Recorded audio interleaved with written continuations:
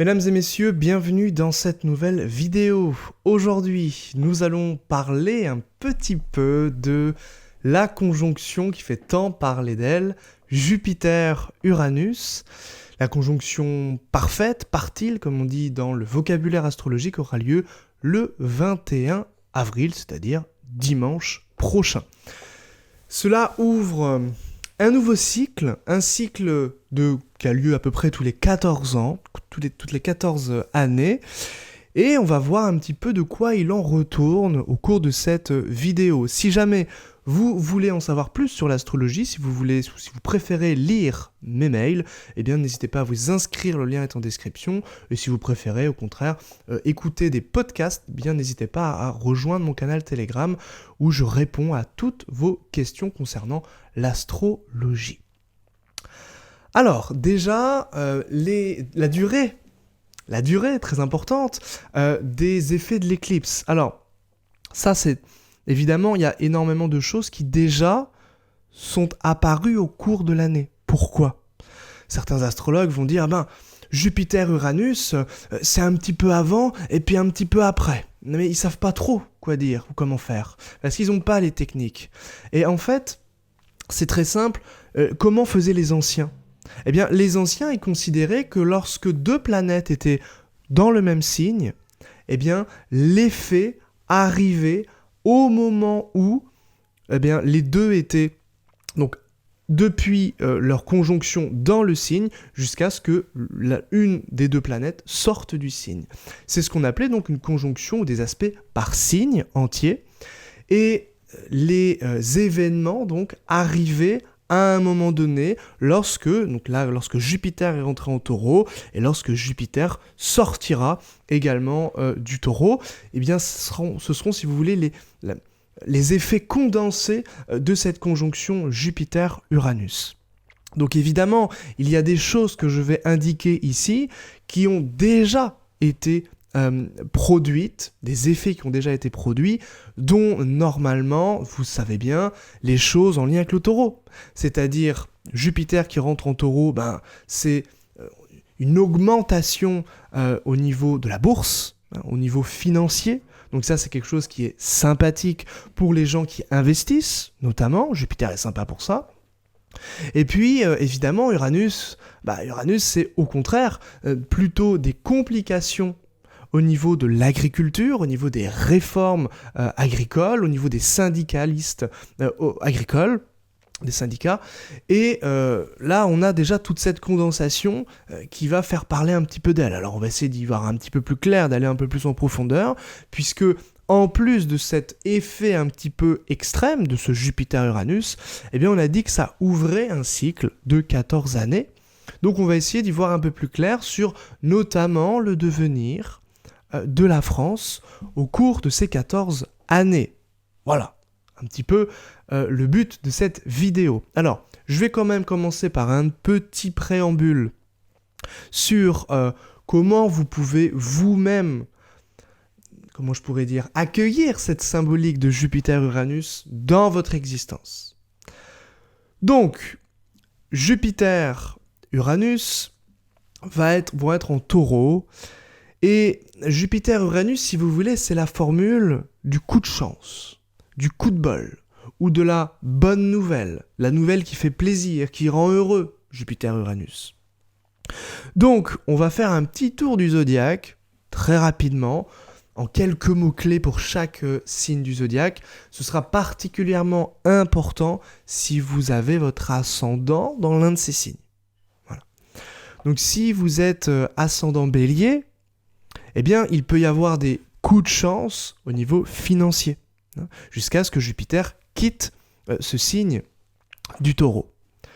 Ensuite, si vous êtes taureau, justement, il peut y avoir des coups de chance dans le destin de manière générale, ou tout simplement de la chance arrive à vous. Des événements heureux, à un moment donné, vous arrivent, jusqu'à, encore une fois, ce que Jupiter sorte du signe. Mais évidemment, ça a pu déjà arriver puisque Jupiter, il est déjà en réalité rentré dans le signe du taureau depuis un bon moment. Donc ce que je dis là, c'est avec un petit peu de retard, mais avec Uranus, ça peut amplifier, si vous voulez, ce coup de chance. Pour les Gémeaux, eh bien là, ça va donner au contraire un élan de génie. Jupiter en 12, c'est la sagesse. Avec Uranus, c'est l'éveil, quelque chose qui, voilà, des illuminations. C'est des révélations un petit peu comme ça, spirituelles. Donc des vérités qui apparaissent à vous, tout simplement. Pour les ascendants Cancer, alors là, pour le Cancer, ça va nous parler de la maison 11. Donc ici, Jupiter, ça peut être des amis, c'est-à-dire des bonnes nouvelles qui viennent du réseau social, des appuis, des protections, par exemple. Pour les Lions, eh bien, l'ascendant Lion, eh bien là, ça va évidemment toucher la carrière. Donc ce Jupiter en Taureau est très favorable, c'est des coups de chance dans la carrière. Ça va être plus de finances, Jupiter en maison 10. Ça augmente ce Jupiter. Avec Uranus, quelque chose qui peut être soudain, inattendu, qui arrive de manière soudaine, inattendue, et en bien, entre guillemets, en tout cas dans le domaine en question, qui peut être au niveau de la carrière, de la visibilité, et qui entraîne donc un gain financier important pour les lions, ascendant lion donc. Pour les ascendants vierges, ascendant vierge, c'est votre maison 9. Donc là, ça peut être intéressant au niveau de votre rapport à la religion, de vos études, c'est-à-dire peut-être qu'à un moment donné, vous êtes amené à rencontrer des professeurs, des mentors, des maîtres spirituels, à étudier de nouvelles religions ou à étudier de nouvelles philosophies qui vous élèvent l'esprit, c'est peut-être scientifique, c'est peut-être métaphysique, c'est peut-être astrologique, pardon. Tout ça, c'est de l'ordre de la maison 9. Pour les ascendants Balance, eh bien, Jupiter ici, eh bien, est en maison 8, ça peut vous donner des coups de chance au niveau des donations, au niveau des aides sociales, en fonction évidemment de votre contexte, au niveau aussi de l'argent du conjoint, vis-à-vis de cette maison 8. Et puis ça tend quand même à vous protéger de la mort ou des choses un petit peu plus difficiles de l'existence, donc généralement ça donne un petit côté bien heureux au niveau de la santé mentale, mais évidemment il faut voir l'ensemble du thème. Pour les ascendants Scorpion, eh bien Jupiter-Uranus peut donner un coup de foudre, peut donner un coup de chance au niveau sentimental, et puis au niveau des partenariats, des collaborations. Si vous voulez signer un contrat, bah, ça c'est sympa avec Jupiter-Uranus. Si vous voulez par exemple marchander, vendre ou acheter quelque chose, eh bien Jupiter-Uranus est sympathique pour cela, et surtout notamment pour vendre avec Jupiter-Uranus, c'est-à-dire on peut faire un bon coup, un grand coup avec cette configuration pour vous les ascendants Scorpions. Ascendant Sagittaire, eh bien Sagittaire ce sera votre maison 6, pour vous. Donc là, Jupiter, eh bien, il va être sympathique quand même, par exemple pour les employés, pour vos collègues qui peuvent recevoir une bonne nouvelle, ou ça peut être au sein de votre carrière, au sein de votre travail ou de votre quotidien. Jupiter-Uranus, c'est la bonne nouvelle, on se sent bien dans son quotidien. Par exemple, si à un moment donné vous souffrez un petit peu, vous êtes un peu souffrant, eh bien Jupiter ici en Taureau, eh bien favorise tout simplement votre bonne récupération, on va dire, au niveau de votre santé. Pour les ascendants Capricorne, eh bien, Jupiter sera en maison 5, donc en fonction de votre contexte, ça peut être on prend énormément de plaisir, ou on peut dépenser, Uranus, beaucoup pour son plaisir, surtout si Jupiter et Uranus sont activés dans votre évolution lunaire, en angle par exemple, donc là ce sera particulièrement vrai à tel ou tel mois, où ces angles activeront Jupiter et Uranus. Donc là c'est vraiment au niveau des plaisirs plus qu'autre chose, puisque Jupiter et Uranus, Jupiter ce sont les plaisirs, voire parfois un peu les excès, et Uranus ce sont les événements soudains inattendus, donc on peut dépenser pour ce genre de choses, les plaisirs. Alors c'est vrai un peu pour tout le monde, mais particulièrement pour vous, les ascendants Capricorne ici, ça vous fera pas de mal. Voilà, donc ça c'est pas mal, et puis ça peut aussi parler évidemment d'enfants. Par exemple, une naissance d'enfant soudaine inattendue, c'est des choses qui sont possibles, ou rencontre amoureuse soudaine inattendue, mais Jupiter, c'est plutôt les plaisirs et les choses en lien avec les enfants.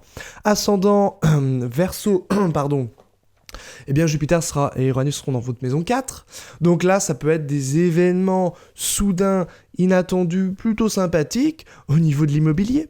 Par exemple, vous faites un bon coup dans l'immobilier, ça peut être sympathique pour pour le logement, pour l'immobilier. Ça peut être sympathique pour votre portefeuille, enfin plutôt votre patrimoine, de manière générale. La maison 4, c'est ce que ça va régir. Et puis, ça peut être sympathique éventuellement aussi pour votre famille, vos ancêtres, vos parents. Ici, Jupiter en maison 4, pourquoi pas. Ensuite, ascendant Poisson. Donc là, le taureau, ce sera votre maison 3, troisième signe, maison 3, dans la domification, ancienne domification antique, qu'on utilise toujours en astrologie indienne, domification qu'on dit domification zodiacale, un signe égale une maison, c'est comme ça qu'on fait l'astrologie mondiale aujourd'hui. Ou l'astrologie un peu populaire, horoscopique, comme je viens de faire ici dans cette vidéo. Donc, ascendant Poisson, Jupiter et Uranus sont dans votre maison 3. Donc là, ça peut concerner des frères, ça peut concerner, ou des sœurs éventuellement, mais qui sont, ça favorise en fait les frères et sœurs. Ça peut être un coup de bol pour les frères et sœurs. Et puis, ça peut être des coups de bol aussi dans vos déplacements. Ou des choses soudaines inattendues qui vous rendent heureux dans la manière dont vous allez vous exprimer, et notamment par écrit, ou avec vos mains. Ça peut être faire du bricolage vous rend heureux. Ça peut être écrire vous rend heureux, peindre vous rend heureux. Il y a quelque chose du bonheur relié aux mains pour vous les ascendants Poissons pendant ce transit de Jupiter-Uranus en Taureau. Et puis, c'est tout, on a fini ce petit tour d'horizon des signes, donc, notamment pour les ascendants, dans ces signes-là. Maintenant, on va rentrer un tout petit peu plus en profondeur avec le thème de cette conjonction Jupiter-Uranus pour Paris, donc qui aura lieu le 21 avril à 4h26 heure de Paris, et ça va toucher de plein fouet l'axe 3-9. Bon. Alors, la maison 3, pour la France, c'est quoi ? Ça peut être déjà la circulation. Donc forcément, le Uranus qui va être quand même... Je peux quand même dire quelques mauvaises nouvelles. Vous savez bien que sur cette chaîne, c'est surtout ça que je vais souligner. Alors quand je peux, évidemment, je vais quand même proposer des belles choses, des choses intéressantes. Mais Mars, qui est quand même en aspect à Uranus, et puis Jupiter-Uranus qui occupe l'exil de Mars, c'est pas terrible. Donc ça peut donner un regain au niveau des accidents de la route, tout simplement. Mars, ici, qui tape directement sur Uranus-Jupiter en maison 3, c'est des problématiques particulières au niveau de la circulation, au niveau des déplacements. Sur le plan un petit peu plus mondial peut-être, prudence sur les routes. Donc Mars ici peut aussi signer une communication de notre pays, évidemment qui va être importante parce que c'est les JO, etc. Évidemment. Mais là on est quand même sur une période de 14 années et qui peut chauffer un petit peu avec ce Mars. Donc attention à ne pas faire n'importe quoi avec cet aspect. D'ailleurs ça va être le seul aspect de Mars sur ce Jupiter-Uranus. Donc Jupiter-Uranus n'est pas seul. Il y a également Mars qui va être dans le lot, qui va être impliqué dans cette conjonction, qui doit donc être pris en considération vis-à-vis de ce transit. Alors ce qui est intéressant, c'est que Mars va donc, comme je viens de le dire, être impliqué dans ce transit. Et si je le compare, alors je vais vous mettre les thèmes vraiment à côté, à l'écran, si je le compare à l'ingresse solaire, c'est-à-dire au thème annuel de la France, qui avait lieu le 20 mars 2024 à 4h06, on avait vu qu'Uranus était en maison 4, d'accord ? À 20 degrés du Taureau. Évidemment, Uranus, il n'a pas beaucoup bougé. Donc là, il est à 21 degrés du Taureau. Et donc, ça veut dire que le Jupiter-Uranus et donc le Mars qui s'invite dans la course sont en lien avec la maison 4. Et donc, l'axe 4-10. La maison 4, rappelez-vous ce que j'avais dit déjà dans d'autres vidéos, la maison 4, c'est le peuple, c'est les terres françaises. Donc, évidemment, Uranus qui touche ici les terres françaises, on reparle d'agriculture, on reparle de l'importance de l'immobilier, voire des crises immobilières majeures avec cet Uranus, évidemment, dans la maison 4. Et puis, il peut y avoir, alors, éventuellement, alors je sais que c'est pas spécialement un pays qui est, comment je pourrais dire, sujet au séisme, mais Uranus dans un signe de terre en maison 4, moi je suis désolé, mais je suis obligé d'y voir un petit peu des choses comme ça. Parce qu'Uranus, ça fait trembler, ça fait bouger. La maison 4, c'est la terre. Et le taureau, c'est un signe de terre. Donc, je trouve qu'il y a quand même ça qui est quand même important. Donc, à voir si ça bouge pas un petit peu plus que d'habitude au niveau, au moins de l'Europe, mais surtout de la France ici, puisque le thème avait été dressé pour Paris. En tout cas, la maison 4, ça va être les terres.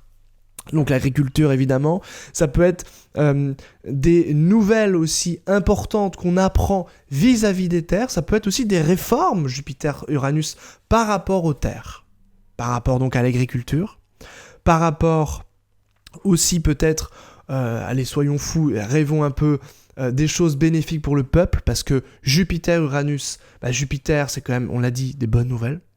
Donc, sur la maison 4, ça peut signer quand même des réformes qui, à un moment, favorisent un tout petit peu plus le peuple. Soyons fous, rêvons un petit peu, c'est en tout cas dans la symbolique, donc pourquoi pas essayer ici d'aller dans ce sens. Alors, il peut y avoir évidemment une autre interprétation qui peut-être est de l'ordre du fantasme et qui peut être intéressant. Alors moi, je ne suis pas très politisé, donc je m'en fiche, mais la maison 4, c'est quelqu'un qui vient du peuple, et Jupiter-Uranus, c'est quelqu'un qui prend la parole, qui en impose et qui fait face, parce qu'il est en maison 4, au gouvernement à la maison 10. Donc on peut voir ici, dans ces 14 ans qui arrivent, à un moment donné, une personne qui prendra les devants et qui essaiera de se confronter un petit peu aux puissants qui régissent notre pays, notamment. Donc on peut voir des petites choses comme ça.